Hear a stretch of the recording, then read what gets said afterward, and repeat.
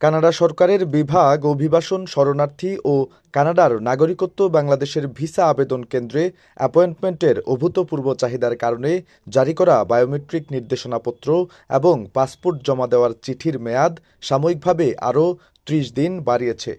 শুক্রবার বিষয়টি ভিএফএস গ্লোবালের এক মুখপাত্র সংবাদ মাধ্যমকে নিশ্চিত করেছেন।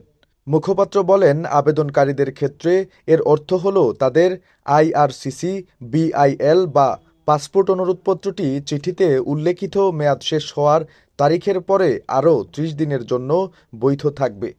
এ সংক্রান্ত সংবাদ বিজ্ঞপ্তিতে বলা হয়, যেসব আবেদনকারী এই বর্ধিত মেয়াদের পরেও অ্যাপয়েন্টমেন্টের সময়সূচি নির্ধারণ করতে বা তাদের পাসপোর্ট জমা দিতে অক্ষম, তাদের নতুন বিআইএল বা পাসপোর্ট জমা দেওয়ার চিঠির অনুরোধ করার জন্য আইআরসিসির সঙ্গে যোগাযোগ করা প্রয়োজন।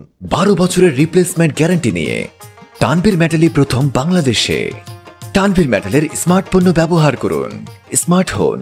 মুখপাত্র বলেন, আমরা আবেদনকারীদের তাদের ভ্রমণের পরিকল্পনা করার এবং শেষ মুহূর্তের ভিড় এড়ানোর জন্য তাদের কানাডা ভিসা বা পারমিটের জন্য আগাম আবেদন করার আহ্বান জানাচ্ছি। আইআরসিসি কানাডা সরকারের বিভাগ, যা কানাডায় অভিবাসন, শরণার্থী এবং কানাডার নাগরিকত্ব সম্পর্কিত বিষয়গুলো দেখে থাকে।